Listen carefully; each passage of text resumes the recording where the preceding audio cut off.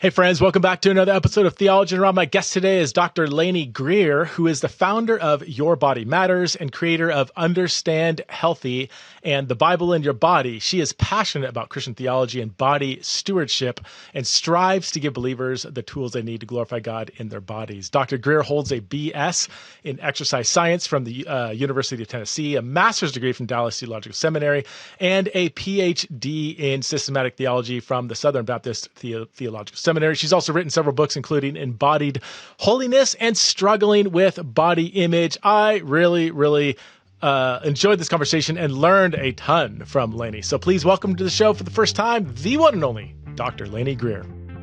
Lainey, thanks for being a guest on Theology in the Raw. I'm curious, what got you interested in the intersection between theology and health, nutrition, exercise, and all that? Yeah, so that started several years ago. The Lord just really developed a couple passions in me. So one was for exercise. I was a personal trainer. I trained a lot of Christians. Then I also loved doctrine. I loved learning theology, explaining basics of theology to other believers. And those two were kind of always separate. And then just over the years, the Lord has led me down a path where he combined the two with a lot of the work I do now, which is on a theology of the body. Theology of the body. So for you, were those two topics, theology and the body, did you naturally think of those as interacting with each other? Or was there a time when you love thinking about the body and love thinking about theology, and then, oh my gosh, these things actually belong together, if that makes sense? Yeah, I remember the exact time and place where I was when I, recognized those connections. Well, and I will say, I was always aware of the importance of, our orthodoxy carrying forward into orthopraxy, right? So living out what we believe. But when it came to the body, I was looking at Southern Seminary's PhDs, and I saw the Systematic Theology, and I thought, okay, this is, where my interests are. And they had a couple of courses, and the syllabi were listed there. And so I saw Greg Allison's Theological Anthropology, and I was like, whoa, what, this sounds very interesting. Clicked on it, and I saw where he brought in for 2 lectures an exercise physiologist and a nutritionist to speak in his class. And that was my undergrad was exercise science from UT. And when I saw that, I was like, oh my goodness, this is a combination of my 2 passions, that I've had for so many years. So you did a PhD in systematic theology. What was it? Theological anthropology in particular, then, like it was, yeah. Yes. So I wrote on a theology of the body, and then I connected it to body image. So my minor was biblical counseling. Okay. Body image. I want to come back to that. Can you give us a 101 level theology of the body? Yes. So I kind of do everything in layers. That's the way it works out in my mind. So first of all, when we look at scripture from Genesis to Revelation, the Bible addresses the body in a variety of ways. Pretty much every major doctrine, the body is involved in some way or another. And then where I focused on my theology of the body really focuses on 1 Corinthians 6:12-20, and how Paul is addressing a very Gnostic group of believers who were they were licentious, they were fairly anti-body, they didn't think their body had a future. So they were doing whatever they wanted to with it in the present. And so he ties the body to the Trinity. So how Father, Son, and Spirit are each involved with the body in those 8 verses. And so that's where I really hone in on what does the Bible say about the body, because obviously the Corinthians had a lot of issues, right? Paul wrote more to them than any other group of believers. But what he says to them about their bodies in that section, he didn't just go at the physical sins they were committing. He went deeper to correct the way they were thinking about their bodies. He wanted to reframe that and showing them that their body has value, God has authority over it in very specific ways, so that then that would drive their actions. That's where Paul makes a distinction of, is it where he talks about like sins outside the body and sins in the body or to the body or something like that? He does. Some people think that was a Corinthian slogan, There's a Mm, couple of Corinthian slogans, and yeah. so scholars debate that one in particular. But he gives two commands in those verses. The one is flee sexual immorality, but then the other one, and the one obviously that's overarching over every part of our lives, is verse 20, where he says, "Glorify God in your body." Mm. So, but the way he leads up to that, the different ways he connects Trinitarian involvement with the body, I think are significant for the way that then we live out our faith.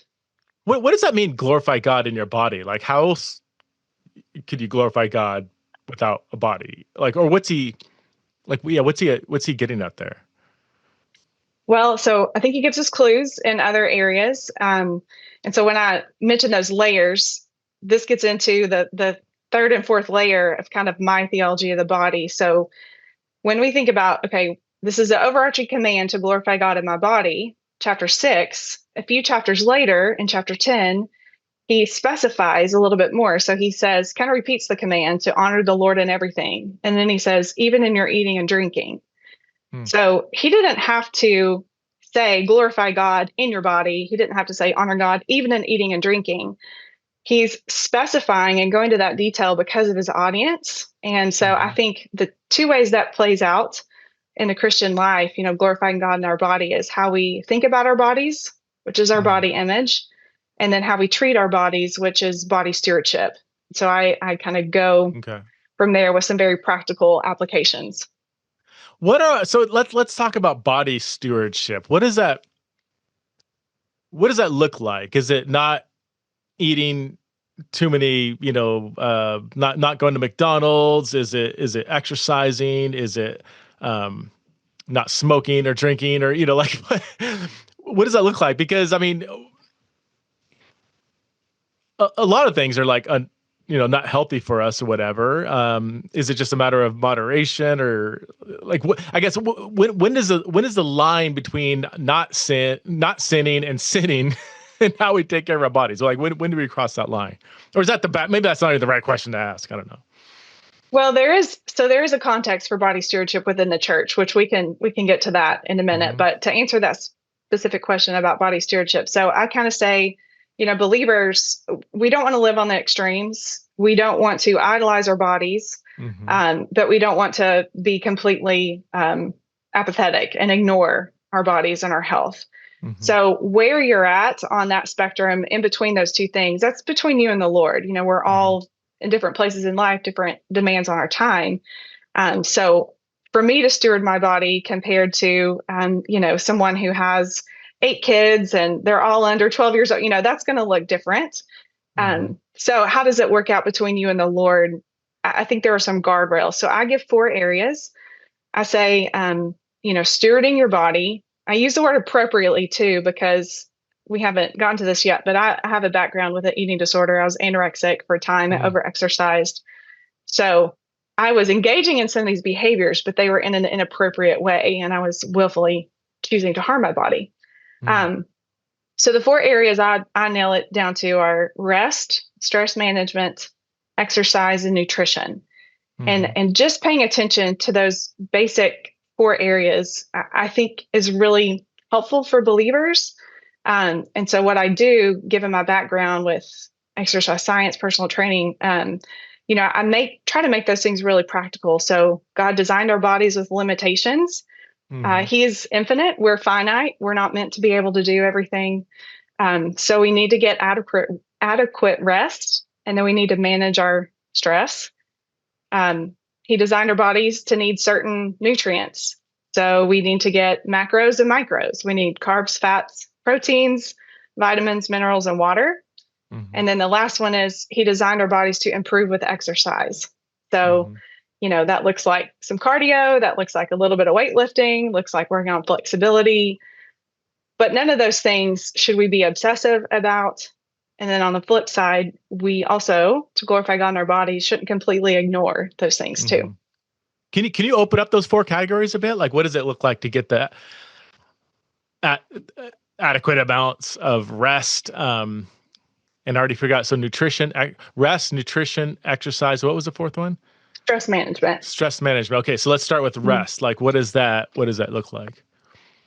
So rest. I mean, we see it from the creation event, right? The Lord doesn't need to rest, but he does on the seventh day to set an example for his finite beings who he knows will need to rest. We're to rest in him. We're to rest from our work. And so, you see a theme of rest throughout Scripture. He tries to give his people rest in the promised land. They mess it up. Christ comes. He's telling us, to come to him. He will give us rest. The author of Hebrews picks up rest, and he says there's coming an eschatological rest for us. So we see this principle. When you're in ministry, sometimes it can be hard to rest for a variety of reasons. I was in ministry for 10 years, and we can talk about that in a minute. But yeah, so I say kind of three areas where it's good to engage in rest. And quite frankly, of the four areas of body stewardship, this is the one that's most difficult for me.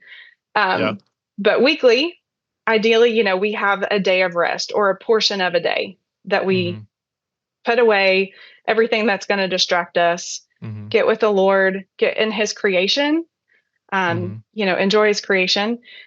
Monthly, it's great if you can go away for a weekend or have a weekend where you're devoting it to just really the Lord, spending time with him, setting away distractions. And then yearly, a week vacation, ideally. Yeah. So when you say rest, you're not talking about, I mean, you haven't even mentioned sleep yet. So you're sleep talking about. Sleep is in there. Okay.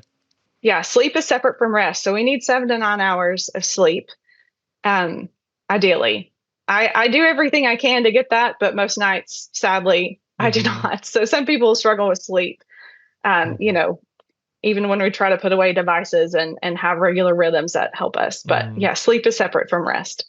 I struggle with sleep. I actually went to a sleep doctor just the other day just to get tested because I wake up most mornings feeling like I didn't sleep at all. And I typically, I probably get on average 7 hours, sometimes a little more, sometimes less, but I'm physically asleep long enough, but I just wait. I've never been a morning person, but most mornings I wake up and I'm like, I don't feel like I slept at all. And it just takes me a while to get going. Now I never nap. I'm never really that tired during the day. Like I'll start to get tired at night, but, so I have energy during the day, but the first hour or two is pretty brutal. Is there such thing as some people are morning people and some people aren't? Like my wife, she naturally, without an alarm, will just it's almost like she can't sleep more than like 5 hours, and she'll spring out of bed at like 4:30 in the morning. Where me, I set an alarm 6:30, sometimes 7, and it takes me a couple hours to kind of wake up, where she's the exact opposite. And we will live similar lives. Is that just different body types? Is there such a thing? I mean. Yeah, I mean, that's normal. I think for most people, figuring out what helps you, what type of person you are when you feel more energized, and then being consistent, just like in your eating, being consistent in your sleep habits is ideal because the body loves consistency as much as possible. So being consistent when you go to bed, when you get up, that's ideal. Certainly life is going to happen. Yeah. Travel doesn't help with that. Traveling is really hard on your body, right? And your health in general. Yes. Yeah. Traveling. And then for me, football season. So when it's football season, I'm definitely staying up later on the weekends to That's baseball season for me, which lasts 6 months. Or if you're a Dodger fan, it lasts 7 months. Y'all know what I'm talking about. And yeah, there's times when, the game will go into extra innings and I'm like, I know I should be in bed right now, but I can't. Yeah, you can't miss it. All right, let's talk nutrition then. I feel like every 10 years or so, there's like a new trend, a new fad, before, carbs are good. And then all of a sudden carbs are bad. And then, hey, you need to have seed oils in your diet. And then now we're like, no, those are toxic, and, it used to be cut out fat. Now it's like, no, good fats are really, really good. Eat natural butter and olive oil and all these things. Like how do we know what's healthy and what's not when it seems to change every 10 years? It's kind of hard for those of us who aren't professional nutritionists. Yeah, I mean, again, the work I do revolves around just how God made our bodies. Mm-hmm. So we burn calories all around the clock, even when we're sleeping. So, and intermittent fasting is really popular right now. Yeah. There can be some uses for that, but I don't necessarily push certain things like that or keto because it's a little extreme. You're cutting out almost a whole macronutrient class because right now, like you said, carbs are the enemy. But it'll swing back over to fats will be the enemy in another, 5-10 years. Because what we do is, like in the 90s, we took fat out of everything because fats were bad. We pumped it full of sugar. Like Snackwell's cookies. I used to eat those all the time. They had so much sugar in them. So we ate way too much sugar. Now diabetes, type 2 diabetes, is growing, sadly. The number of people that have that, the number of people with prediabetes that don't even know that they're headed towards full-blown diabetes because we ate too much sugar for too long. So now carbs are bad, fats are good, which, depending on your lifestyle, if you're not really that active, maybe you don't quite need as many carbs, but your brain still runs mostly off carbs first. Your gut needs good carbohydrates that have good nutrients, good fiber for a healthy gut. So when we go towards, a keto diet, which is pretty much a repackaged Atkins diet, we're not only not getting certain nutrients like fiber, but then we're also potentially getting too much saturated fat. Which can clog our arteries, and that can lead to some other health issues, heart disease, stroke, things like that. So again, some of these things can have application, but instead of living kind of in these extreme areas, just kind of down the road, get some carbs, fats, proteins. Each one has a function in our body. Get your fruits and vegetables, the micronutrients, and then water too is really important. Sleep is vital for your health, which is why the quality of your mattress is so important. And yet, for me personally, I've had such a hard time finding a mattress that I like. That is, until I slept on a mattress by Brooklyn Bedding. I kid you not. I recently swapped out my other mattress, which was actually a pretty high-end, expensive mattress, and I replaced it with a Brooklyn Bedding mattress, and I feel the difference. It is so comfortable to actually wake up feeling less tight and sore like I usually do. In fact, Brooklyn Bedding has been awarded the best mattress by CNET and the best hybrid mattress by Wirecutter. Brooklyn Bedding handcrafts every mattress in their Arizona factory. There's no middleman, which is why the prices are so reasonable. Brooklyn Bedding knows sleep isn't a one-size-fits-all sport. That's why they offer mattresses for every body type and every sleep style. And if you're a hot sleeper like me, Brooklyn Bedding has a certain kind of foam they use to keep you cool and comfortable all night long, which is, again, really important for the quality of your sleep. So if you're not sure which mattress is right for you, you can take the Brooklyn Bedding sleep quiz and find your perfect match in under 2 minutes. And best of all, Brooklyn Bedding is offering TITR listeners an exclusive discount on all their products. Just go to brooklynbedding.com and use my promo code TITR at checkout to get 30% off any of their products. Okay, this offer is not available anywhere else. That's brooklynbedding.com and use the promo code TITR for 30% off site-wide purchases. Make sure you enter our show name after the checkout so that they know we sent you. brooklynbedding.com, promo code TITR. This episode is brought to you by MitoPure by Timeline. MitoPure is the only urolithium A supplement on the market clinically proven to target the effects of age-related cellular decline. And now you can take this powerful supplement in gummy form. That's right, the first ever longevity gummies powered by MitoPure makes it even easier to put energy into your day. Okay, so I'm turning 50 years old next year. I can't believe it. And I'm already feeling the effects of aging. I mean, our bodies simply make less energy as we get older. But now you can help recharge the batteries of your cells by taking MitoPure's longevity gummies, which transforms cellular damage into energy. By delivering 6 times more urolithium A than a glass of pomegranate juice, the longevity gummies will increase your sustained energy, boost muscle endurance, and support faster recovery after exercise. If you want to stay strong and energized now as you age, then you have to try these MitoPure gummies. And My friends over at Timeline are offering my listeners a free sample of the new Mitapure gummies. Just head over to timeline.com/theology gummies to get started. That's timeline.com/theology gummies. Your cells will thank you. I'm curious, and we don't need to go here if you don't want, but health has become a bit politicized recently with RFK, Make America Healthy Again. I guess the exposure of some of the, what do I want to say here?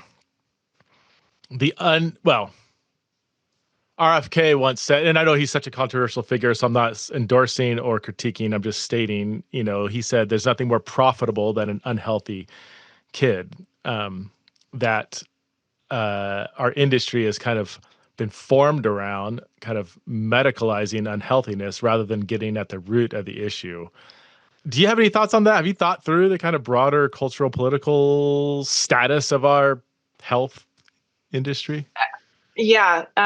So actually, I'll set the political element aside. Okay. It is a reality like you're talking about. But honestly, this was the first thing the Lord made me passionate about 20 years ago. I recognized, and this is difficult to talk about, it's harsh realities, but it's where the church is, and we have to be able to talk about them to be able to deal with them. So 20 years ago, I saw a massive overlap between the most obese states and the most religious states. So when you look at the top 10 on each list, 8 of the top 10 most religious states are in the Bible Belt, or sorry, most obese states are in the Bible Belt. So then you combine that with a study that Purdue did, 30 years ago now. They found that of all religious groups in America, Southern Baptists led the way in obesity. And so certainly, these are uncomfortable realities. I've gotten a lot of pushback talking through them over the years. And there are some cultural elements. I'm from Tennessee. I understand, the food we eat, how we eat. But my whole thesis, which ties into my theology of the body, is that if our bodies matter, then it should impact the way that we treat them, what we do with them, what we put in them. So then if you kind of go down that path with just looking at basic statistics, the obesity epidemic has gotten exponentially worse over the years. So in less than 5 years, by 2030, half of all Americans will be not just overweight, but obese. We've had to add new categories of obesity because we just keep getting bigger. So morbid obesity is growing. It's called morbid obesity or severe obesity because of its overlap with chronic diseases. Those things impact our quality of life. People in the South live about 20 years less statistically than people in the North. If you look at childhood obesity, so like kids ages 6 to 11, childhood obesity is 40% higher now than it was a handful of years ago. That's so like crazy.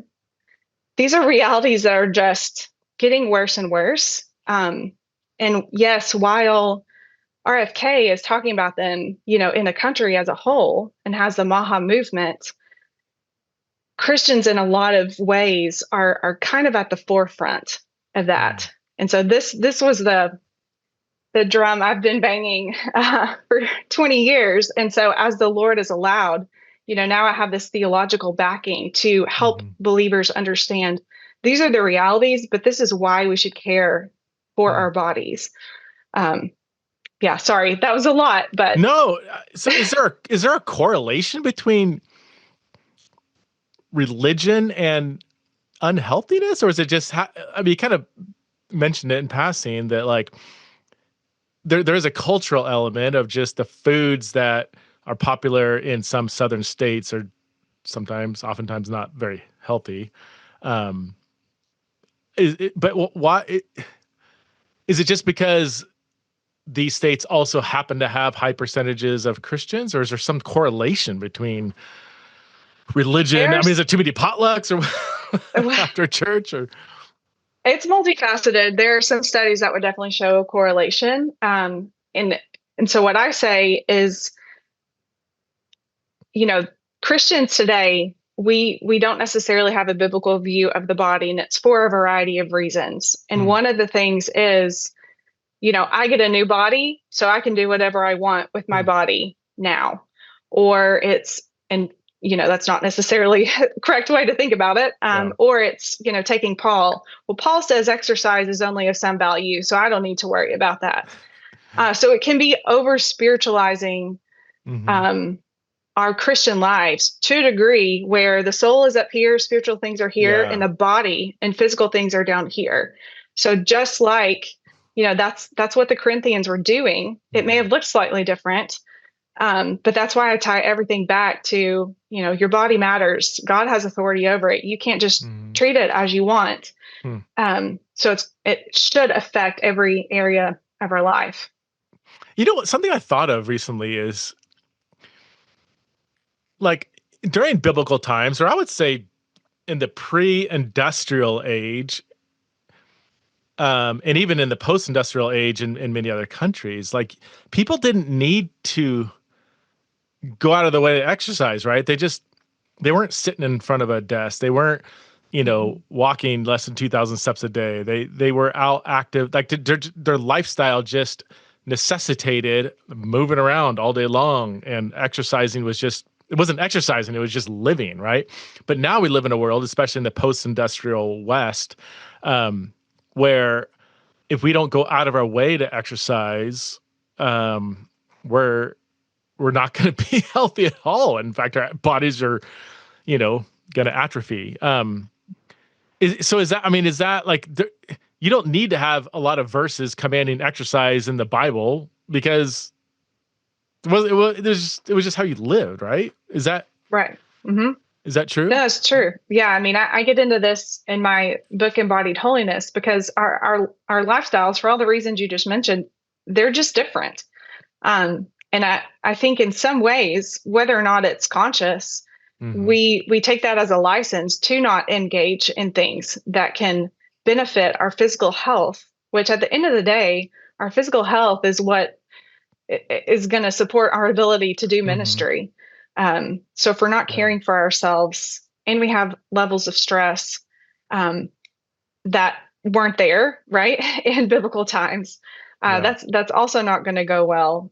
So I think Paul has a lot to say about the body, and he also has a lot to say about self-control.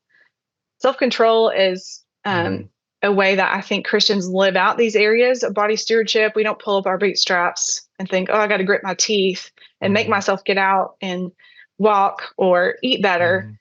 We have the fruit of self-control, but oftentimes I think our daily lives are kind of disconnected from what does it look like for me to live with control in these areas. Paul talks a lot about it in the New Testament. And the same might go for diet too. I mean, up until a few years ago, our food was much more natural and nutritious, and we didn't have all the chemicals that we have now, and we didn't have all the processed foods. And so just our normal day-to-day life involved typically eating more natural food that's good for you, and you're getting just natural exercise just by living. But now both of those things are being challenged, right? Because is it true that our food today is, at least in America, is just a lot less nutritious? I've heard people say that, like, if you consume, about even fruits and vegetables today, or meat or whatever, like, it doesn't have the same natural, like, nutritiousness that it did like 50, 100 years ago. Yeah, you're going to lose some nutrients just because things coming out of the ground, if it's a week or two later that you're eating them, some of the vitamins and minerals aren't going to be as powerful. Then you're talking about what's sprayed on the foods we're eating to kill bugs, to kill weeds. Then you look at the FDA's list of everything that can be allowed in our food, and European countries, it is nothing compared to, what they allow. We're just so much more open to what can be, included in our food. And I think this is a really more recent area of people kind of waking up and understanding that we can eat a lot of food, but it doesn't necessarily actually have real Mm. nutrition. It's not Yeah. a real food that our body knows how to break down and use. So my family and I, we go to Europe, at least I would say once a year, sometimes more than that. And just last summer, I was probably in Europe, France, Italy, and the UK for maybe like three to 4 weeks actually. And I I eat pizza, pasta, um, a glass of wine with every dinner usually, and I come back like 10 pounds lighter.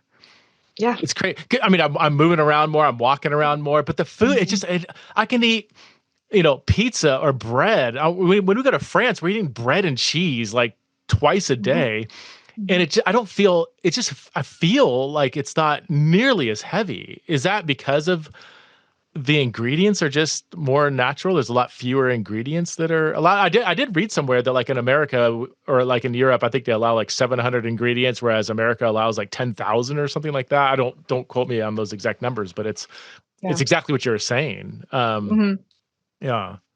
Yeah, the artificial stuff that's in our food, because then again, our body knows what to do with real foods, Hmm. but when it has to break down things that aren't real, that are Hmm. artificial, that can impact our gut. It can impact our um, just levels of acid in our stomachs that help us break down. So if we end Mm. up with poor gut health because of the food we're eating over time, that's going to lead to internal inflammation, which long-term inflammation, and if you combine it with our lifestyles today that tend to be more stressed, Yeah. that can also create health issues. So, yeah, the more natural you eat, the more active you are.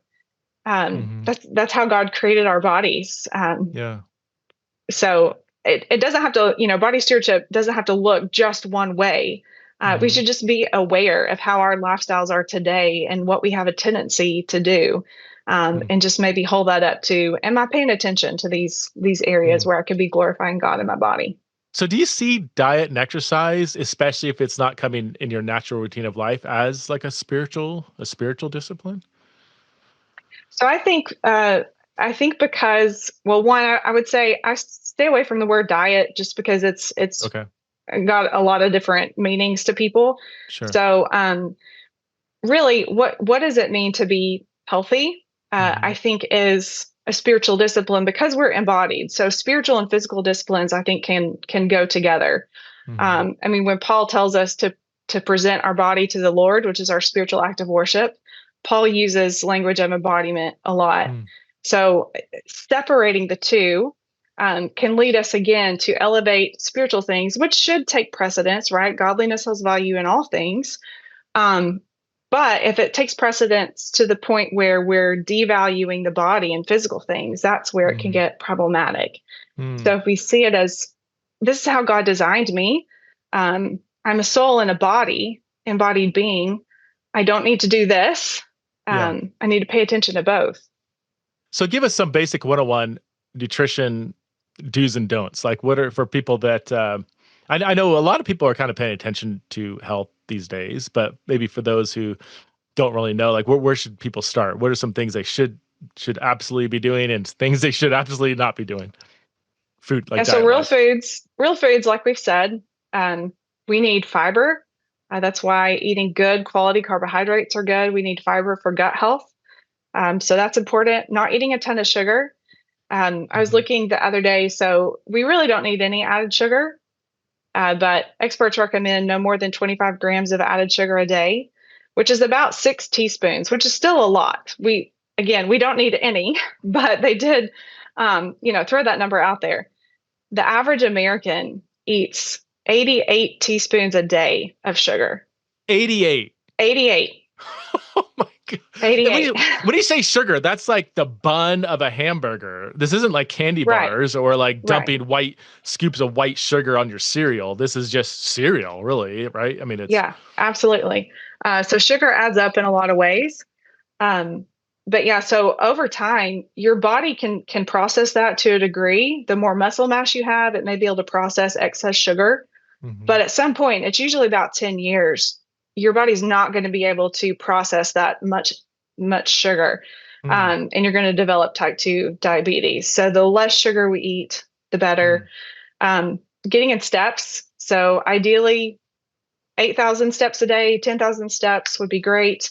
Lifting weights, I think, is huge. So for men and women, but especially for women, because, with shifting hormones later in life, our bones can get really weak. And that's when osteopenia, osteoporosis sets in. So if we lift weights, and even if we're lifting earlier, we're making our bones strong.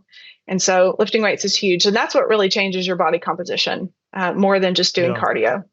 I think a lot of women are scared. I hear this. Well, I don't want to lift weights because I don't want to be, look like a bodybuilder.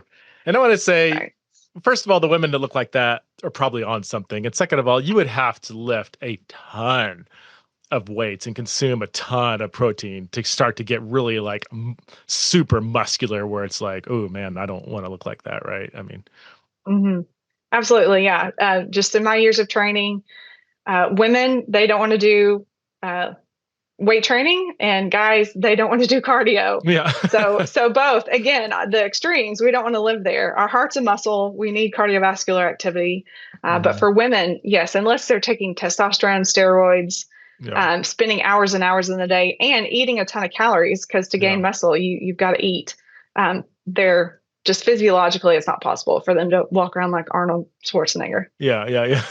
What would be a minimum and maximum exercise routine you'd recommend for somebody? Let's just take somebody like me that I have a desk job. I'm not like a construction worker where I'm, active all day. I'm pretty much, if I don't make a conscious decision, I'm going to walk about 2,500 steps.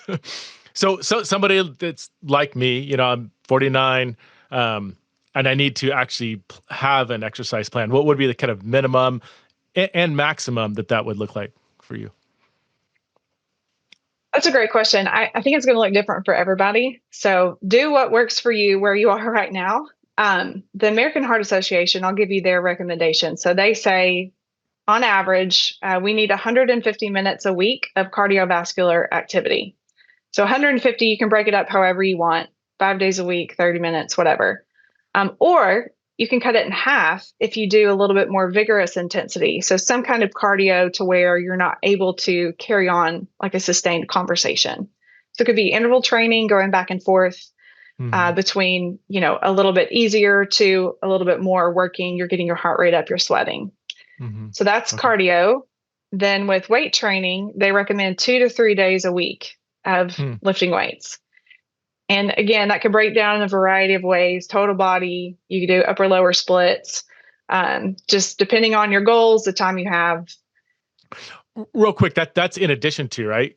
So 150 minutes of some kind of cardiovascular, which is that like a fast walk would count for that, where you're walking like 3 to 5 miles an hour, like where you're. Yeah, I wouldn't even necessarily say fast walk. Just it could be combined with the recommendation of the 8 to 10,000 steps a day that's out there. Okay.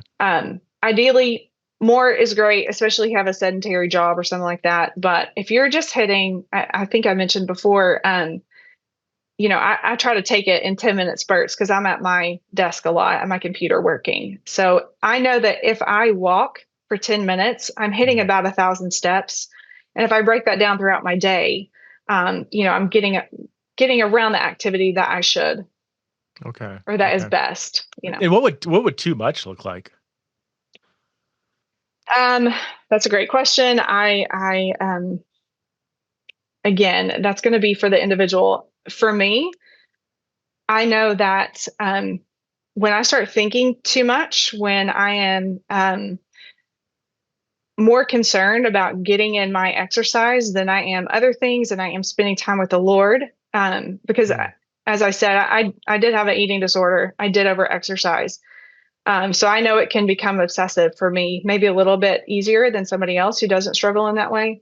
If it's taking away from you just enjoying life, enjoying time with your family, your job, if you care way too much about posting your workouts and things on Instagram, that kind of stuff is where a believer may need to be kept in check. And then asking other people, asking loved ones, because sometimes they're able to see when something's an issue a little bit more quickly than we are.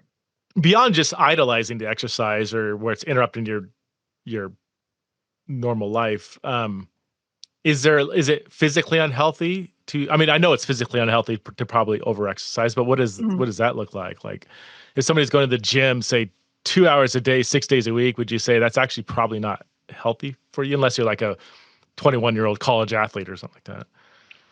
Yeah, I mean, at some point, your muscles need time to recover. They need time Mhm. to rebuild. So that comes with what you eat, but it also comes with rest. And so if you're not allowing your muscles to recover from your previous workout, then you're not going to see the gains, that you may be Mhm. expecting. Um, a lot of people are now talking about how higher intensity cardio, because we do have an issue with stress and high levels of cortisol, Yeah. that can exacerbate those issues. So, if that's something going on, then I would say maybe not engaging in as vigorous intensity cardio. Um, that's hard to say, to specify what's too much. Yeah. If it's consuming too much of your mind, Yeah. if your life is revolving around it, then for the believer, it may be worth stepping back a little. If you're a Christian parent with young kids, I have some questions for you. When are you going to talk to them about sex? How are you going to talk to them? When are you going to talk to them about porn? Are you going to send them to public school, private school, or are you going to homeschool? When are you going to give them a phone, and how are you going to manage their screen time? How are you going to respond when they ask, can two girls get married to each other? Or where do babies come from? Raising kids today is not for the faint-hearted, and we need guidance. We need help. This is why I'm so excited to tell you about a brand new comprehensive discipleship experience called Christian Sexuality Raising Kids. This 8-week engaging video-based discipleship experience is put out by the Center for Faith, Sexuality, and Gender, the nonprofit that I help lead, and it's focused on helping Christian parents to disciple their kids ages 0 to 12 in questions about sex, sexuality, and gender. It features prominent experts and parents who have thought deeply about these questions, like Jackie Hill and Preston Perry, John Mark Comer, Dan Allender, John Tyson, Kurt Thompson, Juliet Sadusky, and many more. And it's hosted by my friend and colleague at the center, Lori Krieg. Honestly, you guys, we've produced a lot of resources at the center, but I have to say this one is uniquely incredible. Check out Christian Sexuality Raising Kids by going to centerforfaith.com. And if you pre-order it before September 16th, that's when it releases, you'll get a 15% off discount. That's centerforfaith.com. In this day and age, discipling our kids in conversations about sex, sexuality, and gender is not an option, but it doesn't need to be terrifying. Christian Sexuality Raising Kids at centerforfaith.com. So wait, so high intensity exercise, if you have high cortisol levels, high stress, high intensity exercise isn't necessarily good. I'm asking personally because I check off those boxes. I just got Hmm. tested. My cortisol was high. I Hmm. think it was high or low or just off. I forget. I went to a kind of a health specialist and they gave me something to address it. I forget what it was, but anyway, but I do enjoy like high intensity exercise. Could that be working against each other or? It could. I mean, I'm the same way. But so our bodies release cortisol in fight or Mhm. flight. So when our sympathetic nervous system is taking over, so you're in a dark alley and here comes a Mhm. bear towards you, you got to run away. That part of your nervous system is going to click on to get you out of there, and it's fueled by um, an adrenaline rush of cortisol. But when our body can't differentiate between our day to day lives, if we're chronically stressed, we Mhm. get that ongoing release of cortisol. And then we're Mhm. engaging in high intensity cardiovascular work, which is also going to ramp that up. Mm. It may not be the best thing until you can kind of get your stress a little bit more under control. And your body will let you know, right? You kind of listen to your body. If you're doing high intensity exercise and you just don't feel good. Yeah. Yeah. I mean, one specific thing for me, so long term excess cardio can lead to weight gain around your midsection. It Mm. can lead to inflammation of your gut. So for me, I got to the point where when I would do a really intense bout of cardio, um, I would have like my stomach would expand from like processing everything and the inflammation from, a higher intensity run. And so I just got to the point of like, I don't feel good after I run. My gut is wrecked. And so I Wow. don't do it near as much as I used to. Interesting.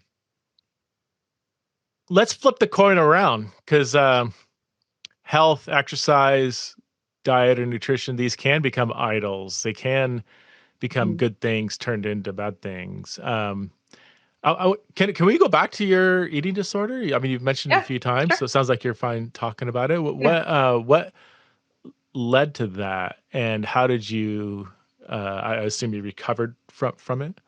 Mhm. What did that look like? Yeah. So I'm totally comfortable. I have a book Mm, on body image and I explain the situation in that. So yeah, late teens, early 20s, I'm type A perfectionist. mhm, Which so if you have certain personality tendencies, you're kind of already mhm, predisposed to an eating disorder. And then just as a female, thankfully, no social media was around back then, which obviously has skyrocketed body image issues. Um, but I went through a pretty traumatic situation in my church, and mm, everything in my life was suddenly out of my control. mm, And I went to, okay, what can I control? And at that point, I was a personal trainer, so I knew about exercise, I knew about nutrition, and I controlled how much I ate, which mm, was not much at all for 2 or 3 years, and then I controlled how much I exercised, and so yeah, starved myself, had a lot of physical issues that mm. developed from that. Um, it was about 2, 3 year process. But yeah, the Lord was kind to work me through all that. Depression coincided as well, Mm. which often does because we're embodied beings. So I was, harming my body in these ways, and my mind was responding. Um, yeah. Wow. Are eating disorders, I feel like they've been around for as long as I've been around. Are they on the rise or dropping or the same or? Yeah, no, definitely on the rise just because of largely social media. Okay. So there are new disorders. There's something called Snapchat dysphoria that is fairly recent. Really? That mhm. Snapchat dysphoria. Yes. There are, so plastic surgeons have names for things like TikTok face, because people will come in and they'll be so obsessed with their filtered image on a social media app that they'll want the plastic surgeon to make it. Used to be they'd take a picture in of a celebrity, but now it's a filtered image. And so Wow. um, yeah, and just because we see ourselves all the time now, we can post. If we don't get the interaction we are expecting to, if we don't get the likes, if people say ugly things to us, Mhm. that can drive our body image, and then certainly that can lead to an eating disorder. There's something called big orexia. This is a newer disorder that largely affects college guys because they're getting super obsessed about their physique. And so it's driven by social media. They're spending hours in the gym, they're taking steroids, and they're just absolutely obsessed with getting as much muscle mass as possible. Golly. So it's I feel like body image has always affected women more and it still does, but you're saying there's kind of new ways in which even guys are becoming more obsessed with it too. Yeah, and that's actually in my book. I say Yeah. body image issue is an across the board Okay. um, problem, and there are different reasons for that. And men, they may not struggle in the same. They don't struggle with body image in the same ways. Mhm. But it can happen for guys in their teenage years, like it does often for girls, because of off-time puberty. So for girls, if they start puberty earlier than their Mhm. peers, their body starts putting on fat in certain places, which is the way God designed it, right? Yeah. But then they may perceive themselves to be fat compared to their friends. That starts an eating disorder. With guys, it's flipped. So if a guy in his peer group is the last to go through puberty, Mm. his friends are getting taller, they're getting more filled out, and he's not. That could launch him into something like bigorexia. And then, as guys So big. age, Oh, big erection. yeah, You're saying like bigorexia. an unhealthy desire to be super buff and ripped and jacked. And Yeah, I mean, anorexia, bulimia, even binge eating disorder, those primarily impact females more than males. mm-hmm. But the negative body image issue that drives it all, it's mostly been studied in women. Mm-hmm. Men have been overlooked. So something, I think a lot of men are um, struggling with later in life is when your body starts breaking down in your, Mm-hmm. 60s and 70s, and physically you're not able to do the same things you once were. Mm-hmm. How you think about your body then, we're still supposed to glorify God in our bodies. So Yeah.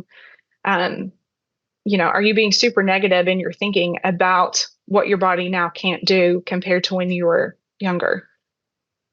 Wow. Okay. I could see that. Cause okay, so I'm 49 and I was an athlete in college, and I would say in the last few years, I've struggled with idolizing youth because I think I've been 26. Like I still look around, I see a 26-year-old, I'm like, oh yeah, that's like me. And I look in the mirror, I'm like, nope, not 26 anymore. And I'm like, gosh, I miss being 26. I miss being invincible. I miss being not, oh, I used to be an athlete, but I am an athlete, And now it's like, I can see where that is a struggle. How do Mhm. we embrace healthy aging where our bodies can't do what they used to do? They don't look like they used to look. Because we do live in an idolatry of youth culture, right? Which isn't Mhm. other cultures outside of America. It's the older you get, the more gray hair you get. It's kind of like a sign of honor. And here it's like, no, we want to dye our hair. We want to try to, even Mhm. go to a plastic surgeon and look young again. I mean, Mhm. yeah, it's a real issue. Yeah. I mean, for believers, body image kind of has three components. So there's the mental picture that we have of our bodies, Hmm. there's a filter in the middle, and then there's a resulting assessment. And so if we have a subjective filter in the middle, one that's informed by the world, informed by, ideals that we see in our culture, then we're going to have a picture of our body that we pass through that subjective filter that is Mm, then going to result in negative body image for most of us. But for Christians, because we have the mind of the Spirit, because we can take captive our thoughts, think hmm. things that are true, lovely, noble, right, pure, we can change out that middle filter and have an Mm, objective standard from God's word that we pass the thoughts about our bodies through. And so I hmm. think for believers, when we focus on, the way I think about my body needs to be informed by God's word and not by the world, no matter what age we are. Hmm. That's really when, we can start to make a change. So for aging, just recognizing that um, we are promised a resurrected body that's going to be Mm. perfected. We're going to be resurrected for all eternity and re-embodied. And so that's what our hope is in. It's not in pursuing a perfect body now. Right. It's certainly not, found in lamenting the fact that you are getting older and your body is Hmm. changing. Yeah, that's good. That's good. It seems almost contradictory that, going back to our previous conversation, that obesity and unhealthiness is on the rise, but so is an obsession with body image and eating disorders and getting as skinny as we can. Like Mhm. that seems those are two very different problems, but if both are increasing, what does that mean? Does it mean there's fewer people in that healthy middle, I guess? Or That's a great question. I don't know if I've thought about that, but I think what it means for Christians is just, man, we have to have a biblical view of the body and start with that. We've got to be able to offer hope. Mhm. The world is looking at us and what we do with our bodies, how we treat our bodies. Pastors, church leaders, ministry leaders, we should be leading the way in Hmm. how we think about our bodies, how we steward our bodies, so that congregants can, have that example, and the Mhm. watching world can have that example too. Do you think these issues should be addressed from the pulpit? I mean, this is something, I don't know. I is so hard to do because, especially, I don't know, I'd imagine myself trying to give a sermon on stuff we're talking about. It's a great thing about doing a podcast. I just speak freely and I'm not behind the pulpit, but I'd be nervous to talk about this from behind the pulpit because I know people, I've got family members who has struggled with weight, and it's not necessarily because they're unhealthy. They're just different body types too. I could imagine one person even listening to this podcast feeling Mhm. shamed, even Mhm. though they shouldn't, and other people feeling angry, even though maybe they should receive some challenge in this area. But with such diversity among people sitting in the pews, it's hard to. I don't know. I don't even know how I'd navigate this conversation without sending a wrong message or certain people feeling shame that shouldn't feel Mhm. shamed in this conversation. Does that make sense? I mean, how have you Yeah. navigated that? You've spoken publicly about this.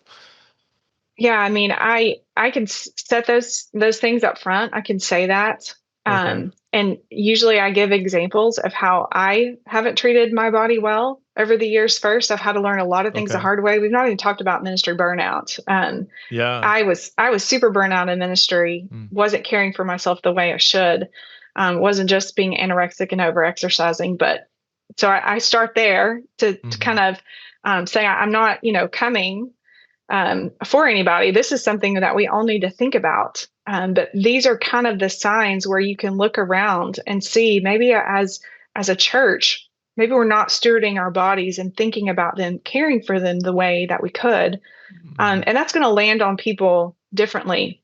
The other thing too is, um, health doesn't necessarily need to revolve around our weight. There's a phenomenon Yeah. called skinny fat, which oftentimes Mm. characterizes a lot of guys. So you may look like you're a okay weight, but inside, because of the way you eat, because of the lack of exercise or something like that, your insides could be very unhealthy, Oh, covered really? with a Okay. lot of visceral fat Mm. that can threaten your health. And so yeah, the standards by which we think through that as believers, we kind of need to set off some of the worldly ways that we might assess those things. And there are different body types, right? Like some people could be Absolutely. completely healthy, eating great, exercising a lot, and they're just gonna be 10, 20, 30 pounds heavier than somebody else at the same height or doing the same thing, Hmm. right? And that's, um,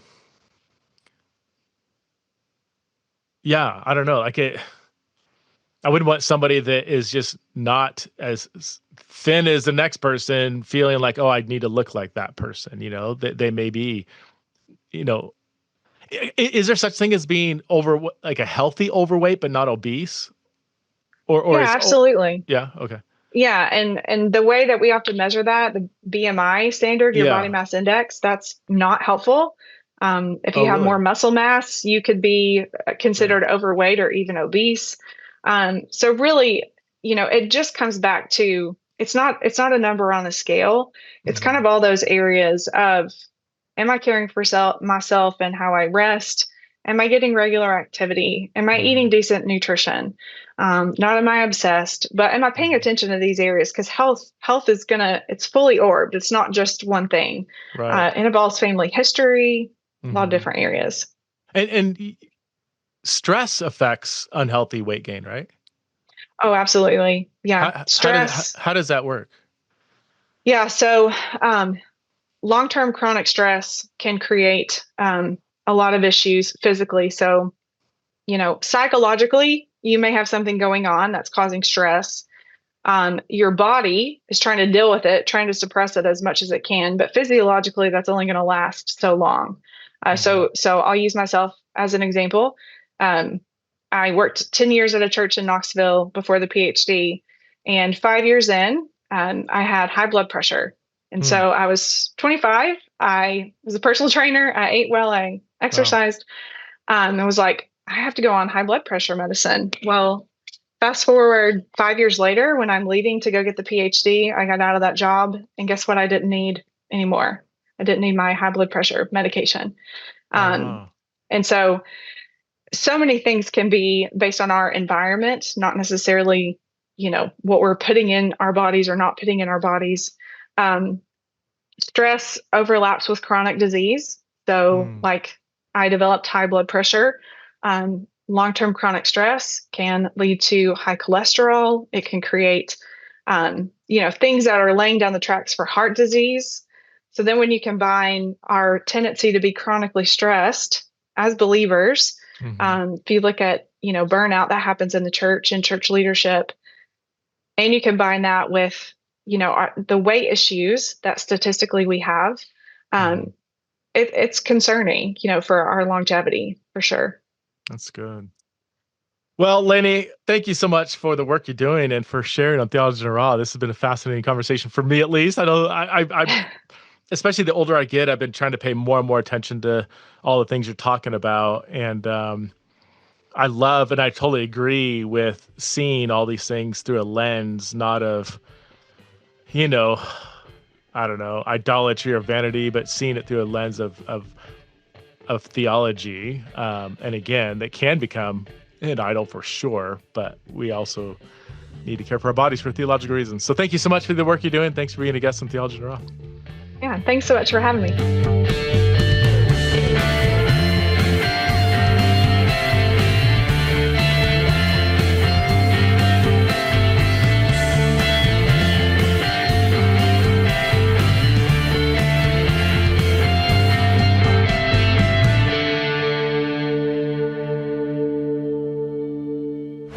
This show is part of the Converge Podcast Network.